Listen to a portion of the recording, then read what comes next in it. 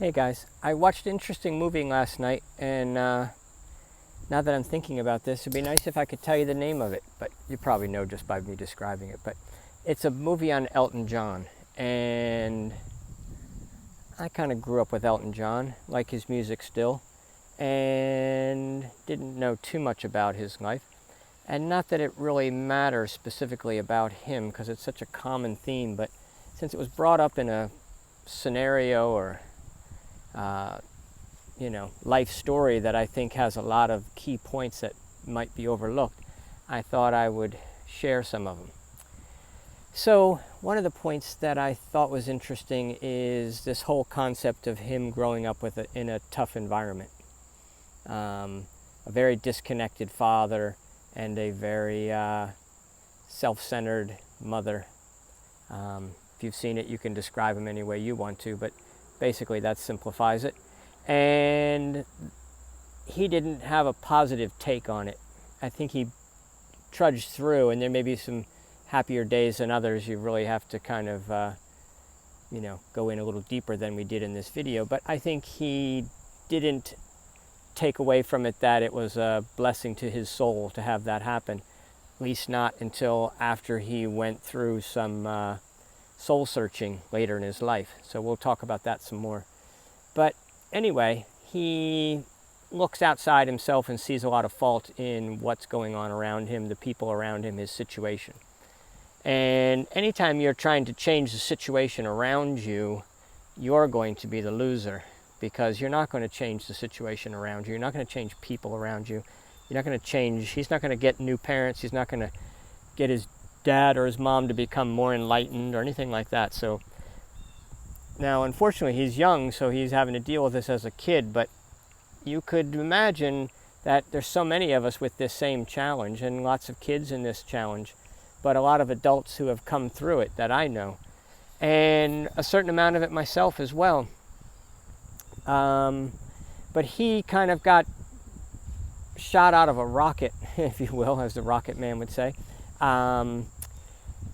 when he was very young, because of this energy. So there's something positive to be said about his ability to accomplish a lot. But accomplishing or being intelligent or gifted has really nothing to do with your pursuit of spirituality or your enlightenment or your groundedness or your consciousness or any of those ways you want to look at it. So I thought, let's use that movie as a little bit of a sort of sequential evaluation of his situation, and you can see how it applies to your own life. But anyhow, getting back to the story. So he is very motivated, but not very enlightened. So when the money comes to him, and the drugs come to him, and the women come to him, and the men come to him, and everyone's asking his opinion about everything, he's not really prepared to give it, other than he wants to go up there and perform, and everybody better just get out of his way. And he's, hugely successful. He was a great performer, and that was his release from all this stress that was in his brain from all that childhood, mixed with the fact that he's a soul that came in with a musical bent on life. I don't think he had to go through it with all the struggle and the drug addiction and the attempted suicides and all that.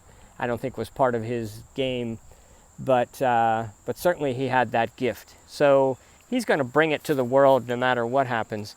But anyhow, he came in as a soul less enlightened than when he went out. And I think that's the important part that I want to share with you. I'm going to change the position on this phone and let you look at something else so my arm doesn't have to get tired.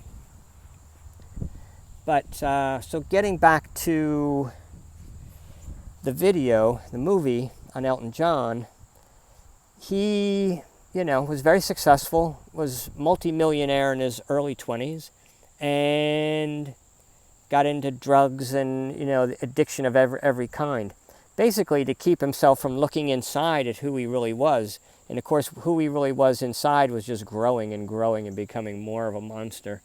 And eventually, he couldn't get enough drugs and attempted suicide a few times. And another time, finally, luckily he didn't die of suicide. And then the last thing was he sort of walked off a whole concert tour and disappointed a lot of very important people and risked it all and said, I'm going in for a rehab. And in there, you'll remember that was kind of late in the movie. So he, it starts he's in rehab and it ends he's in rehab. But at the very end of the rehab, he goes in and gives himself a big hug. I don't know if you remember that scene. But the child version of himself. And then the child version of himself says, I was wondering when you were going to give me a hug. And it's exactly what he was waiting for his dad to do early on. And I thought that was a very profound event, and I didn't know if everybody really caught it. But I know I've done that with myself many times, so I was definitely familiar with it. And I'm like, okay, he's coming to grips with his past, loving the child that he was, and loving the parents who, gave him piano lessons at least. They let him out. They let him free. They let him be who he was. They didn't appreciate him. They didn't like him. They weren't nice to him. They weren't anything else. But whatever, he grew from it. And in the end, he's a much more enlightened person today than someone who's just marching on through life, got a job after high school, been working it for 35 years, has a few kids and a wife, and could be very much unconscious, unaware, unenlightened, whatever you want to term that process of growth that Elton John clearly made. And he, hasn't been drinking for 28 years and married to another man for 25 years. I think this was all said at the end of the movie, so you can check my facts. But, and, he's doing all kinds of great things for people around him because of his journey. But he was manic and angry and suicidal and all types of harmful things, all the while being very successful. And you could see a few things interesting there. I think you can see that he used being busy and successful as a way to hide from dealing with his past. And you can see that didn't work. That you ultimately can't hide from your past. He was so extreme in everything that he was either going to be dead or enlightened. So he became enlightened. Most of them become dead. And a lot of them are just somewhere in the middle, Like you look at the guy, his friend who he grew up with, who was a songwriter. I forget his name. But he was not on any crazy trajectory. He didn't have a crazy upbringing, didn't have a bent on being ultra successful, although he was. He's just a person who wanted to write and met up with Elton John and thought this would be great. And Elton John, thank God, hooked up with him because it helped him with his career, of course. And also, he was the only grounding person around him. And I think he always had that stable ground of his writer with him all of his life. And they're still friends today. Tells you that guy was pretty enlightened. He was not reacting to a lot of Elton's craziness, and he wasn't feeding into the craziness, and he wasn't part of the craziness. So when Elton was crazy, he was there with him, and when Elton was enlightened, he was still there. And I think he probably is responsible for having caused not just the not having suicide of Elton John, but the enlightenment and the gifts he's giving to people now. Because from his perspective now, he can actually be stronger than someone who never had the challenges and the gifts and everything that he had. So anyway, interesting soul's journey, powerful, and good music, which, be a whole nother video to talk about the wowness of music. And Edgar Cayce's one of my go-to spiritual advisors. Said that ultimately the best things going on here on Earth are music and art. And I thought, all this stuff we're building and these rockets and these, we got telescopes that can look out into space and scientists digging up, the inner workings of the atom and all that type of stuff. And the best we've got is music and art.